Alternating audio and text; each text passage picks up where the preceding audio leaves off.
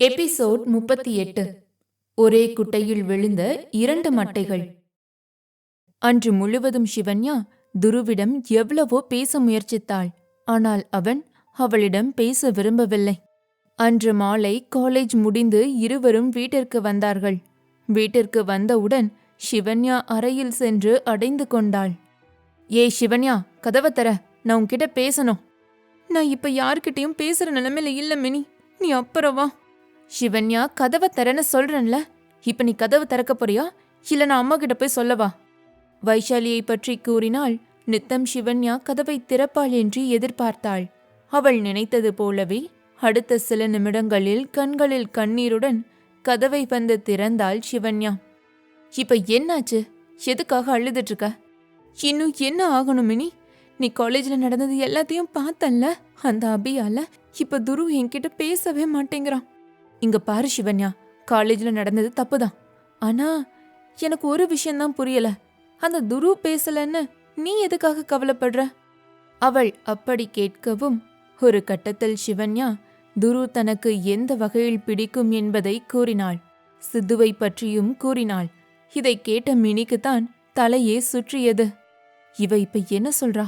சென்னையில இருக்கும்போது இவளுக்கும் அபிக்கும் இடையில தான் ஏதோ ஒரு ட்ராக் ஓடுச்சுன்னு சொன்னா. இப்ப என்னடான்னா யாரோ சித்துன்னு சொல்றா. அந்த சித்து தான் இந்த துருன்னு வேற சொல்றாளே. என்னதான் நடக்குது? அபிக்கு சிவன்யாவை பிடிச்சிருக்கு, சிவன்யாவுக்கு துருவை பிடிச்சிருக்கு. அப்போ இது ட்ரையாங்கிள் லவ் ஸ்டோரியா? தனக்கு தானே நினைத்தவள் முதலில் சிவன்யாவை சமாதானம் செய்ய வேண்டும் என்றுதான் நினைத்தாள். ஆனால் சிவன்யாவின் மனதில் அபியின் மீது கோபம் கொதித்து கொண்டிருந்தது. ஒரு கட்டத்தில் பொறுமை இழந்தவள் அபியை பார்க்க அங்கிருந்து கிளம்பினாள். அது அந்த இரவு வேளை. சாலையில் ஆள் நடமாட்டம் மிகவும் குறைவாகத்தான் இருந்தது. இருந்தும் தனித்தே அவ்வழியாக வந்தாள். வீட்டிற்குள் நுழைந்தவள் நேராக அபியின் அறை நோக்கி செல்ல அங்கு இருந்த வேலையாள், மா நில்லுமா மா. அவர் கூப்பிடுவது கூட சிவன்யாவின் காதில் விழவில்லை. அட என்ன இந்த பொண்ணு பாட்டுக்கு போகுது? பெரிய வேற இருக்காரு.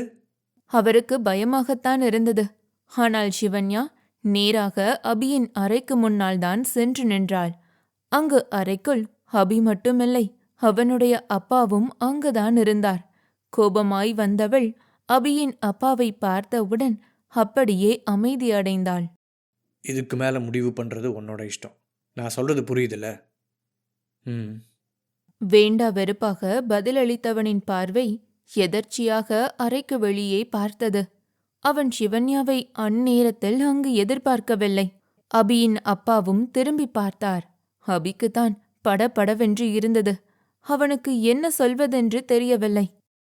அது அவன் ஏதோ சொல்ல வர, நான் கிளம்புறேன் சொல்லியவர் அங்கிருந்து வெளியேறிவிட்டார். அபி சிவன்யாவிடம், இங்க எதுக்கு வந்த? ஏன் உனக்கு தெரியாதா? தெரியாது. நான் உன்கிட்ட பேசணும் அபி.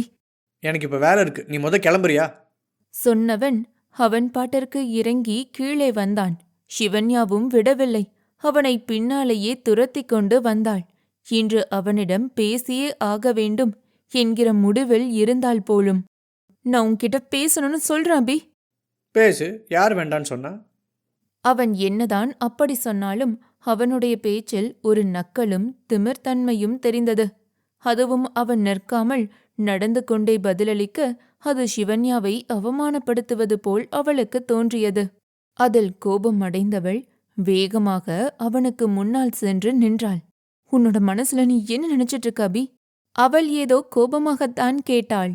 ஆனால் அவன் அதை விளையாட்டாக எடுத்துக்கொண்டான் போலும். என்னோட மனசுல பல விஷயங்கள் ஓடுது, அதை நான் உன்கிட்ட எதுக்காக சொல்லணும்? அவளின் பேச்சை உதாசீனம் செய்தவன் வீட்டை விட்டு வெளியே வந்து நீச்சல் குளத்திற்கு அருகில் டேபிளின் மீது இருந்த மியூசிக் சிஸ்டத்தில் பாடலை இசைக்க விட்டான். அந்த இரவு வேளையில் அந்த ஸ்பீக்கரிலிருந்து பாடலின் சத்தம் பயங்கரமாக கேட்டது. கடுப்பான சிவன்யா அந்த மியூசிக்கை ஆஃப் செய்தாள். அவள் அப்படி செய்ய அபிக்கும் கோபம் வந்தது. அவன் அதை ஆன் செய்தான். சிவன்யாவும் விடுவதாக இல்லை. மீண்டும் அதை ஆஃப் செய்ய அபி மீண்டும் அதை ஆன் செய்தான். ஒரு கட்டத்தில் கடுப்பான அபி அவளின் கரத்தை அழுத்தமாக பிடித்தவன், ஏய், இப்போ உனக்கு என்னடி வேணும்? எதுக்காக இங்க வந்து கத்திட்டு இருக்க? கத்திட்டு இருக்கனா? நான் இப்ப இங்க எதுக்காக வந்திருக்கேன்னு சத்தியமா உனக்கு தெரியாதுன்னு மட்டும் சொல்லாத. அம்மா தாயே, நீ எதுக்காக வந்தான்னு எனக்கு தெரியாது. சொன்னா தானே தெரியும். நானே வேற ஒரு யோசனையில் இருக்கிறேன். உன்னோட இந்த ட்ராமெல்லாம் கொஞ்சம் நிறுத்துறியா? டிராமாவா? நீ பண்ணதை விட நான் ஒன்னும் பெருசா எந்த ஒரு டிராமாவும் பண்ணல அபி. எனக்கு இப்போ வேலை இருக்கு. நீ கிளம்புறியா? முடியாது. எனக்கான பதில் கிடைக்கிற வரைக்கும் நான் இங்கிருந்து போக மாட்டேன். ஆவேசமாக அவனை வழிமறைத்து அவனுக்கு முன்னால் நின்று பேசிக் கொண்டிருந்தவள் பேசிக்கொண்டே 2 அடி பின்னால் செல்ல, பாவம் அதற்கு மேல் அங்கு தரை இல்லை போலும். ஏய் பாத்து! ஆ! தடுமாறி நீச்சல் குளத்திற்குள் விழப்போனவளின் கரத்தை சட்டென பிடித்தான் அபி. கண்ணு எப்பவுமே தரையில் இருக்கணும், இல்லைனா இப்படிதான். நான் மட்டும் பிடிக்கலனா விழுந்திருப்ப. அவன் அப்படி சொல்ல அது சிவன்யாவின் கோபத்தை இன்னும் மேலும் தான் தூண்டிவிட்டது. நான் விழுந்தாலும் பரவாயில்ல, உன்னோட உதவி ஒன்னும் எனக்கு தேவையில்லை. திமிர், இவெல்லாம் அனுபவிச்சாதான் சரியா இருக்கும். இவளுக்கு போய் ஹெல்ப் பண்ண பத்தியா என்ன சொல்லணும்? As your wish. சொன்னவன் துளியும் யோசிக்காமல் பிடித்திருந்த சிவன்யாவின் கையை விட்டுவிட்டான். அவளோ துபீரென்று நீச்சல் குளத்திற்குள் விழுந்தாள். பாவம் அந்த பேதைக்கு கோபத்தில் தனக்கு நீச்சல் தெரியாது என்னும் விஷயம் மறந்து போனது போலும். நீருக்குள் விழுந்தவள் நீச்சல் தெரியாமல் தத்தளிக்க ஆரம்பித்தாள். ஆனால் அபி அப்பொழுதும் அவளை கண்டு கொள்ளவில்லை. அங்கிருந்த சேரில் ஒய்யாரமாக சென்று அமர்ந்தான். இங்கு இவள் சிறிது சிறிதாக நீரை குடிக்க ஆரம்பித்திருந்தாள். அவளாக உதவி என்று கேட்கும் வரை அவளுக்கு உதவி செய்யக்கூடாது என்றே அவன் வீராப்பில் அமர்ந்திருக்க, சிவன்யாவிற்கும் உதவி கேட்க மனம் வரவில்லை போலும். அந்த அளவுக்கு ஈகோ தடுக்குதில்ல. கொஞ்ச நேரம் இரு, அப்பதான் என்னோட அருமை தெரியும். மனதிற்குள் நினைத்தவன் அவள் தத்தளிப்பதை ரசித்து பார்த்து கொண்டிருந்தான். ஒரு கட்டத்திற்கு மேல் சிவன்யாவால் முடியவில்லை. நீரை அதிகமாகவே குடித்தாள். நித்தம் அவள் ஒரு கட்டத்தில் உதவி கேட்பாள் என்று அபி எதிர்பார்த்திருக்க, நீருக்குள் அவள் மயங்கும் நிலை வரும் வரை அவனிடம் உதவி என்பதை கேட்கவே இல்லை. அபிக்கு புரிந்தது, இதற்கு மேல் தாமதித்தால் அது ஆபத்தில் சென்று முடியும் என்று. எனவே ஒரு கட்டத்திற்கு மேல் அவனும் அந்த நீருக்குள் குதித்தான். பின் உள்ளே நீச்சல் தெரியாமல் தத்தளித்துக் கொண்டு இருந்தவளை தன் கைகளில் ஏந்தியவன் மேலே தூக்கி வந்தான். சிவன்யாவோ அரை மயக்கத்தில் இருந்தாள். அவள் முழுமையாக மயங்குவதற்கு முன்னால் அவளின் கன்னத்தை தட்டினான் அபி. ஏய், இங்க பாரு, கண்ணத்தொற. ஆனால் அதற்குள் சிவன்யா முழுமையாக மயங்கிவிட்டாள். Shut Tom it. நீச்சல் தெரியாதுன்னு தெரியும்ல, ஹெல்ப் கேட்க கூடாதுன்ற அளவுக்கு ஈகோ தடுக்குதா? உதடுகள் அவளை திட்டினாலும் மனமோ அவளின் நிலையை நினைத்து கவலைப்பட்டது. அதிகமாக நீரை குடித்திருப்பாள் போலும். இது போன்ற சூழ்நிலையில் என்ன ஒரு முதலுதவி செய்ய வேண்டுமென்று அவனுக்கு தெரியும். இருப்பினும் சற்று தயக்கம் கொண்டான்.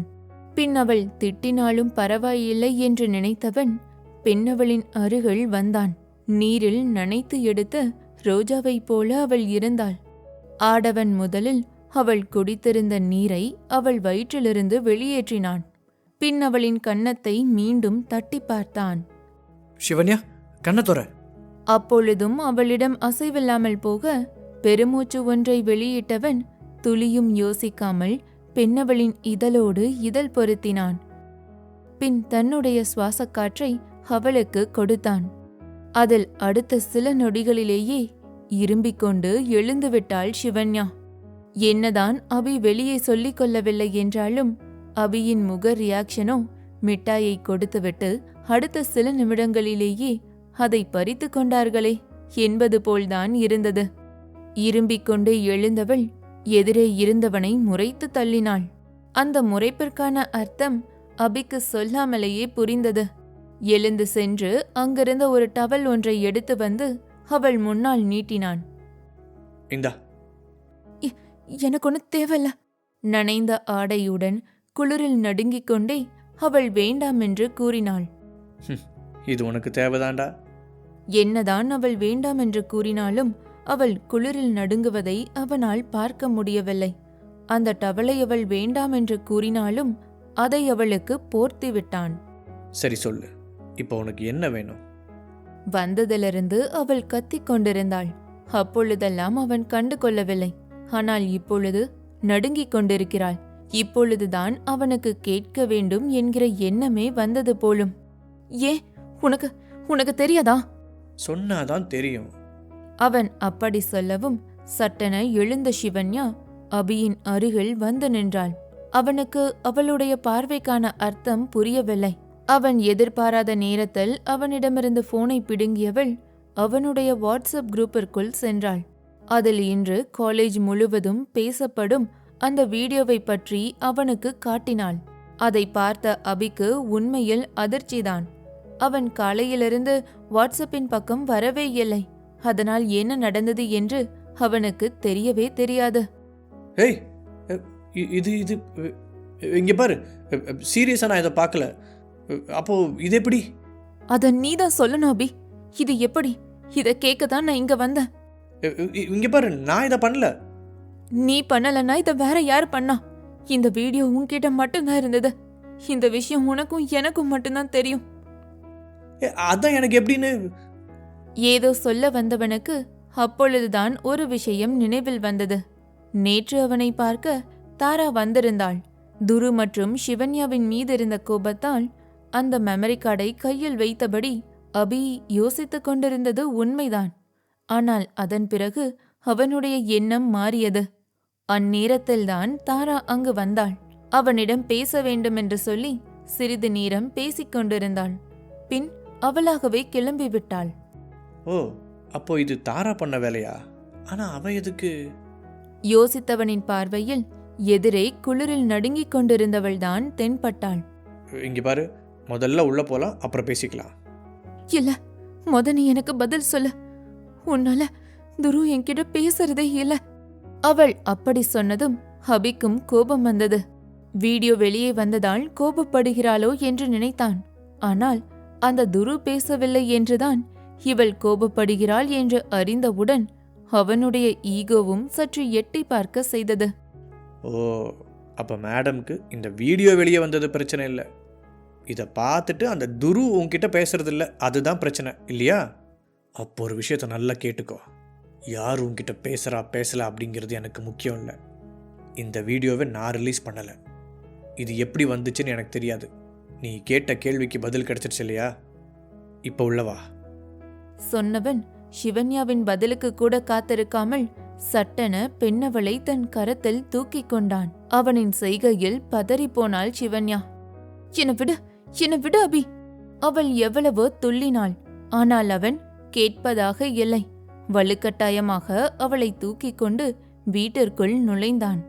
இனி நடக்கப் போகும் எதிர்பாராத திருப்பங்களை தெரிந்து கொள்ள என்னோடு காத்திருங்கள். இது டாக்ஸிக் லவர்.